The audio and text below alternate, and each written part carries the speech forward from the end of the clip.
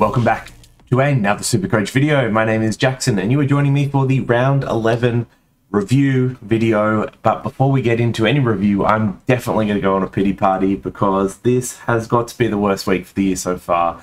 And it felt like so many of the reasons why it was wrong was completely out of my control, which is super frustrating. It's just part of Supercoach. But let's jump into it. It's obviously very crucial that we set our teams up ready for round 12 because the buys are upon us. They're finally here.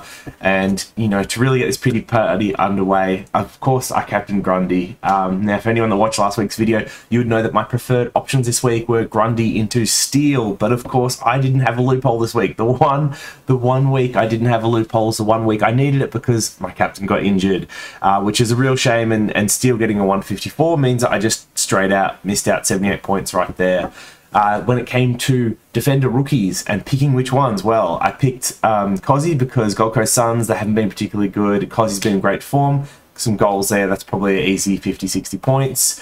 And then I also picked, sorry, I started to play around with this a little bit. So I had Cozzy on field and I had Highmore on field. Now, of course, Highmore was playing North, the team with the weakest, the weakest team this year. Easy win, straight up, and North been conceding so many points to defenders. So Highmore, with a 60 plus average that point, that's an easy in. But of course, he played lockdown.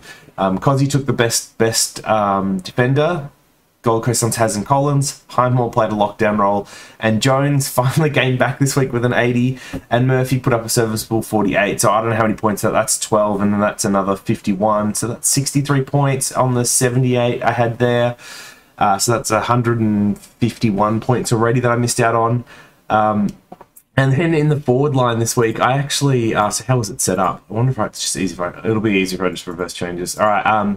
And then I traded out Harry Jones this week, where he had his biggest score for the year. So that really hurts. Waitman getting outscored by Madden wasn't particularly great. Thankfully, at least this decision here was kind of inconsequential. I didn't lose any points here, and then Porter over RCD was a good call. But yeah, really frustrating. And maybe worst of all is Berry got a concussion. He was on track for a solid 80. He was at 40 in half time. Well, that 42 came from his first half. And then concussed out for the game. Won't play next week. He's not going to make the extra 20, 30k I thought he could. He's not going to be by cover. He just has to go. And it's my second rookie that's had a concussion this year, just absolutely killing my cash gen. So this was a super, super frustrating week. 150 points being lost to concussion and injury and rookie roulette. Just rough. I'm sure others have had just as bad weeks as me for some of the same reasons, and I feel for you. And then there are others that had absolute flyer weeks. I know there are many that traded in Steele this week on the back of some great advice and captained him because they had the loophole, unlike me, which is also great. So well done to you, Mob. Those that jumped on Heaney, took the risk, got rewarded this week with the 122, which, look, hurts me, but for those that took the risk, it was absolutely fantastic to see. And a lot of people were asking, hey, Hall at 480, is it too late to jump on him? I said, no, Hall is always a great option, and look at that, a 121. So those that jumped on a little bit later than never got rewarded too. So just quickly then running through my team, I thought Laird was okay. Not as good as other weeks, and clearly Tigers getting up was a bit sad, but yeah, he's okay. Lloyd had his first really big, decent score from the year, which is great. It looked like these 140s just weren't coming this year, and hopefully there's more of those to come. Short played really well. Actually, very disappointing to see him just finish on the 106. He was tracking for more like a 120. Ridley, oh man. I'd still been a big advocate of Ridley, and I have to apologise to anyone that jumped on him in the last week on the back of my advice, because I actually think he's probably an avoid now. And the reason is twofold. So one, Essendon coming out of defence has been very efficient, and it's not just Heppel, it's all of the defenders. Laverty, Stewart, Ridley, Heppel. There's other obvious ones I'm missing as well, or Hind, but they've all been over 80% efficiency the last couple of weeks. They've all been, Redmond as well, they've all been trusted to distribute the ball out of the back. And the reality is they just don't need to rely on Ridley like they did the first 3-4 weeks. And that's where a lot of his points are coming from. Now, his 64 was also hurt by the fact that West Coast were insanely accurate for most of the game. I think they started off 9 goals straight, for example, and they only ended up with maybe 5 behinds. So losing those kickouts definitely loses part of that floor for Ridley, and you're not going to get that every game, but the case for Ridley to hit these 120s, 130s for the rest of the year was Essendon's going to be a bad team. The ball's going to be down there a lot. He's going to get 10 kickouts a game, basically, and he's the one that they rely to distribute out of defence. Now, the reality is the 10 kick-out a games aren't happening, and he's not the one they're relying on to distribute out of defence.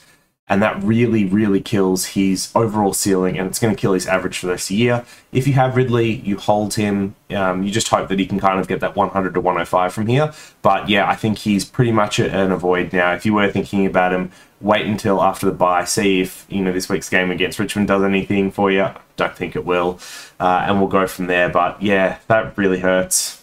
Really hurts.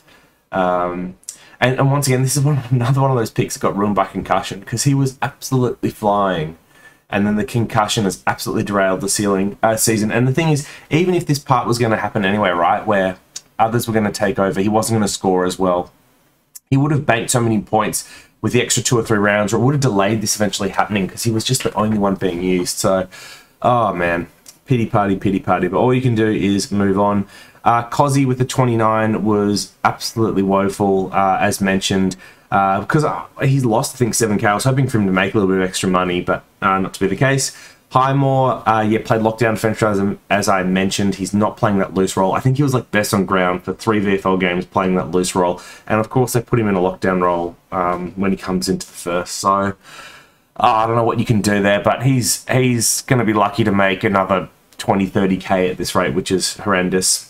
Jones was great and restarted that cash gen. I mean, the reason for bringing in Jones was so we can get him to play through the buys, get him to get these scores. So I'm looking to have him on field this week, hopefully, and actually start, well, sorry, not this week, but from the next week on, hopefully start getting those 80s. And then Murphy, finally got a game after his sub game, after the concussion. So, he started to make money again. I think he's going to make decent money in the long run, but the reality is I wanted him to get up to 250k before his buy so I could trade him for my last defender and just have Highmore and Jones as my last 2 on the bench there, and that's just not going to happen. So I'm not sure how this is going to work out for me, but it's really frustrating.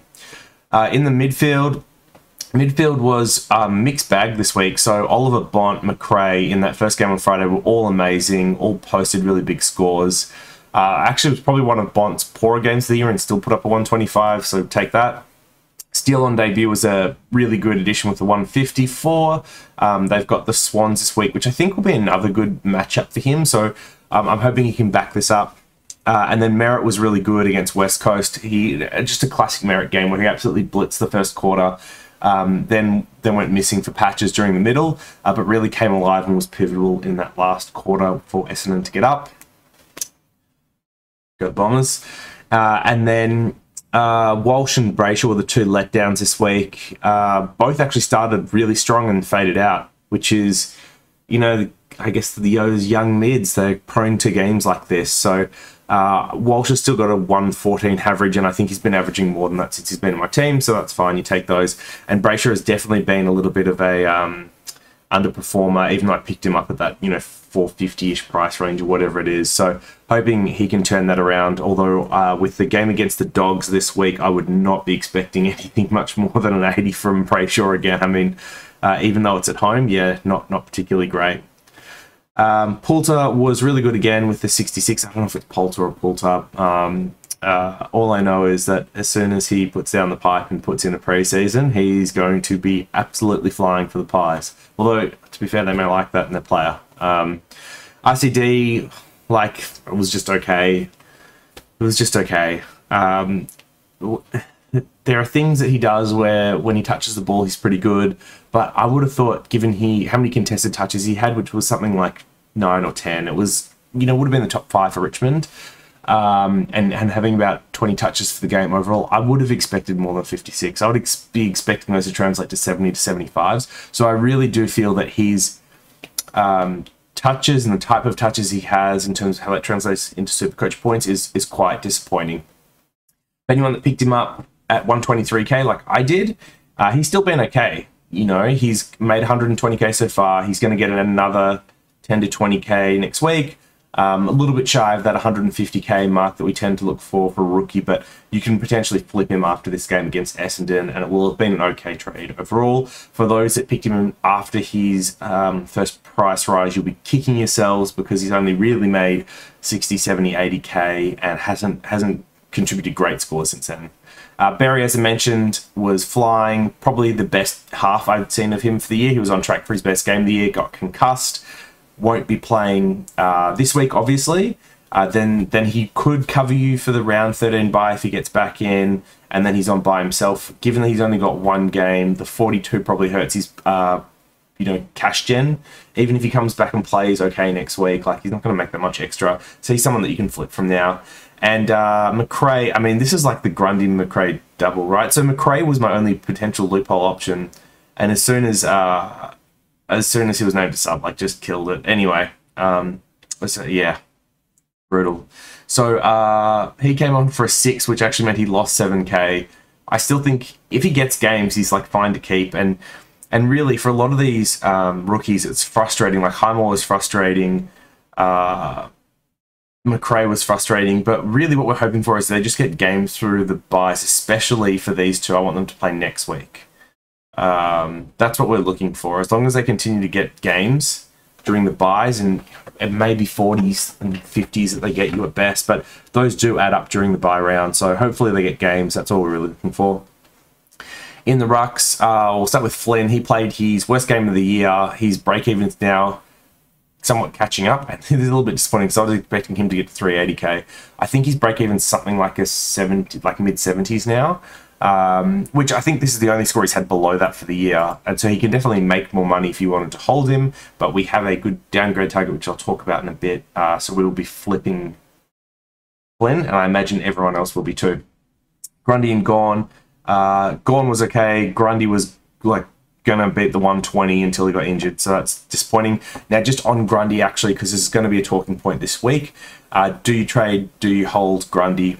You absolutely hold Grundy from everything we've read so far. It is a re-aggravation of a prior neck injury he's had from 2015. The nerve that runs down basically got pinched from his neck from that incident. It presented as a stinger, and they went to go get him checked for precautionary, basically, just in case there was nothing worse happening with the nerve. From what we've heard so far, nothing worse is happening with that nerve. So that means he's either going to be back this week or next week, I would imagine. Now, if he does miss this week, everyone should have more than 18 quite easily. So you can take the 0 from Grundy this week. As long as he's back next week, it's fine. I would absolutely hold him. Now, if it turns out that this is actually going to be something that he's going to take a month off or 2 months or need surgery off, which is not what we've heard so far, but if it is, we'll go through options in like another video, like an emergency video this week. It'll be stuff like Nick Nat was the one that stood out to me, and then he went off and did like a 160 anyway, so his price is probably crazy. What are you at, Nick Nat? Yeah, 34k for 160, nuts. Like Darcy was from Freya's the other one people have been talking about, but yeah, we could go through that another time if it turns out that we need to trade him, but I do not expect Grundy needs to be traded whatsoever. In the forwards, Zeeble and Hall were great. I don't really want to watch North games, but when I do, at least I'll like watching those two play kick to kick. Hall was really good for them again. I thought Zeeble actually was okay, but his defensive stuff let him down big time. Dusty, from the little bits I saw in this game, was all right. You know, there's talk about his foot blister and stuff like that. It feels like he must be carrying something, and I don't think a foot blister's it, because it just seems like he's lost a step of explosiveness, and he's lost that step too quickly from the grand final. So I don't know if he's... so I don't think it's like an age thing. I just think he must be carrying something that's holding him back from his top speed.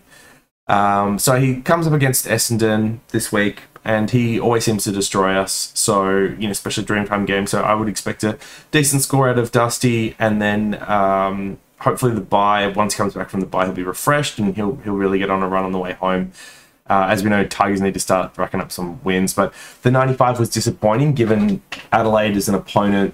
I was thinking that was going to be in the 120s, and so that is a little bit disappointing, especially when people got on Heaney or Zorko, and they're pumping out massive scores. Like, it just really hurts.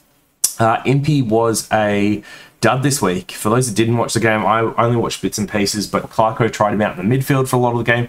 That didn't work, and then I think he eventually ended up behind the ball for the back of the game. I'm hoping that was just a half or a quarter where they trialed that. Didn't work with Jaeger and Mira out and whatnot, and he's going to go back behind the ball, and that's where he's going to stay, and his scoring is going to normalise. Warner, as I mentioned, he's allergic to scoring above 60 at the moment. He could have gone 70 plus, then had a holding the ball, I think, in the last quarter that brought him back down. As I mentioned a little while ago, he's going to leak points for me up until he's bye, which is fine. I'm happy to give up 20, 30k to get his 60s on the field each week until then. It's just a sacrifice I'm making. Waitman was, disappointing, especially given, like, Madden outscored him. At least they've got Freo this week, which should be a good game for him to score against. So part of the reason why I was waiting for Zorko until after his bye, which I can't afford now. By the way, if you haven't got Zorko, you've missed the boat. Like, you just can't pay out that for Zorko now. He's gone. But yeah, part of the reason why I didn't get Zorko earlier was because their fixture looked really tough. Like, they could lose 2 or 3 of the games. So they had GWS, Tigers, and then they've got Melbourne this week. And they blew out 2 of those games. And Zorko just picked it up. So the games I thought he was going to struggle in, he absolutely smashed. That's really scary. I hope Melbourne does a number on them this week, because Zorko's absolutely going to kill me, and I just can't get him in. I'm not going to have the cash. I've already done the planning for the last 5 premiums, and it's just not going to work. And I hope Melbourne not only smashes Zorko, but takes Madden with them. Sorry. Rowe was okay for a 54. He's at top price now. I actually don't know what his break-even is off the top of my head. He may be able to hit it next week. I think I need to check it. I might hold him. And then Waterman, was good for him to get a game. Good to see him kick the seal against the side that dropped him and against his brother. But a 54 is just a pretty average score. I mean, Rutten loves to lie about Waterman, talking about, how he's a midfielder, how he's got other strings to his bow, how they'd like to expose those. And sure enough, they did not play out whatsoever. Just basically sat forward for most of the game. So once again, just one of those players I'm hoping we get buy cover out of. I don't think he's making enough money anytime soon that he becomes a trade out option for me. Okay, so then, all right, getting ready for the buys. Look, so the part of my team that has not buy planned well is obviously the midfield. It is the part where I'm going to struggle in rounds 13 and 14 because it's so weighted there. And I just don't have any of the round 12 buy players that you'd like. In some ways, that's good because Guthrie has not panned out whatsoever. Titch hasn't panned out. Jelly I did have, and he burnt me, as long-term viewers from the start of this year will know. And then the only other one is really Touk Miller, and those that have taken the punt on Touk Miller are absolutely laughing because he pumped out another good score on the weekend at 616. He's gone. What did he have? A 153. Oh, now for those that have backed him in, well done. And yet he's only 26. Like he's got a lot of good footy left to play. He's one of those that might be considering. Other mid-chatter pod for those that jumped on him was Parrish. Put out a 136, looked amazing again after 622. I'm just pointing these guys out as like great pod pickups, but I like they're gone. I don't think you can be paying that much for mids unless you're absolutely flush with cash. Okay, so all right, so 4 buys. All right, so I obviously have more than enough this week. I've only got 1, possibly Grundy's out, so I'm only missing. I've got 20 of 22, or potentially 21 of 22. So for me, what I'm then going to be trying to do is figure out what are the trades I can be doing that set myself up to make the round 13 and 14 buys easier. So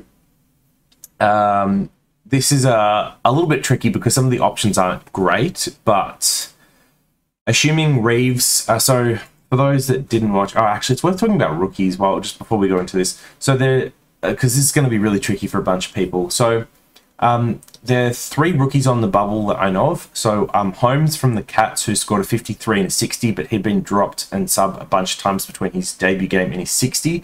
he looks like an avoid or someone that you would only pick up if named after the Cats bye. You can't go on in this round. Reeves is a Hawks ruck who's actually been good in both games he's played. So he's the one I'm looking at for Flynn. He's 123k. He's had an 82 and a 90, but they said he picked up a sore shoulder at the end of the game, was off, didn't come back. I didn't see it, and I haven't actually read any injury reports since. I'm hoping it's nothing, and assuming it is nothing, he doesn't show up in the injury report, or it's just a test or whatever for a bye round, then I'm absolutely fine to jump on Reeves. And then the other rookie who's also on bye this week is Roses from Gold Coast. He's like a small forward, 21 and a 48, so terrible scores. Wouldn't be looking at him as a real option. But if for some reason you did need someone like that, like you'd have to wait until after his bye and make sure he's still named. Now, oh, why is it not letting me do more trades? There's my multi-trade button. Interesting. So there were 4 debutant. Oh, it's because I just have to click more trade out buttons. Yeah, of course it is. Yeah. Oh man. Okay, so there were 4 other debutant rookies that are worth discussing. So Riley Garcia for the Dogs, injured and subbed out early. That's unfortunate, not an option. The second is Bianco. So Bianco for Collingwood has been talked up for a big time, was a Pie superfan growing up, yada, yada, yada.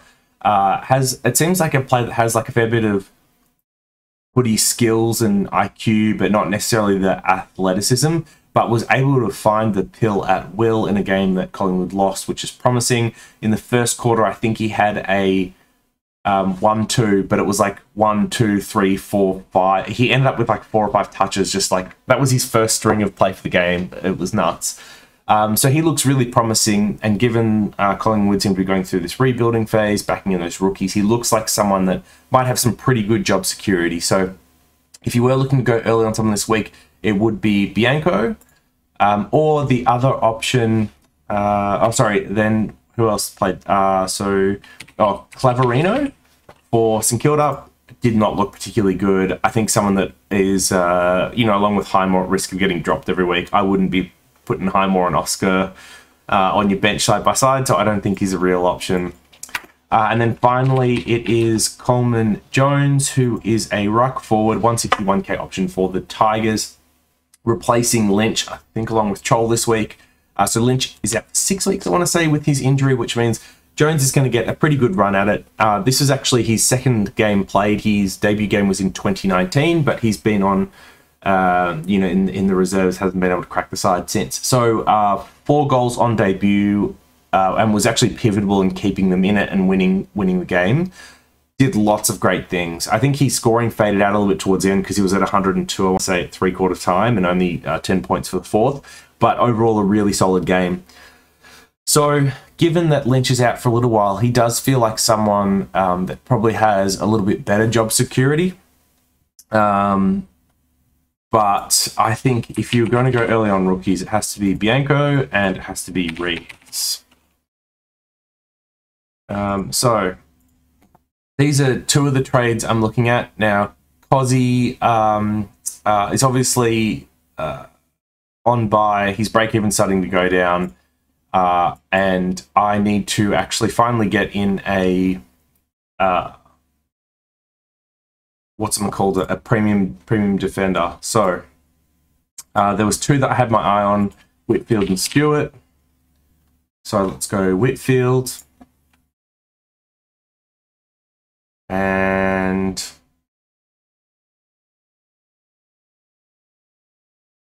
what was the other one I wanted to? I wanted to get Bianco in still. So I think Barry's going to go.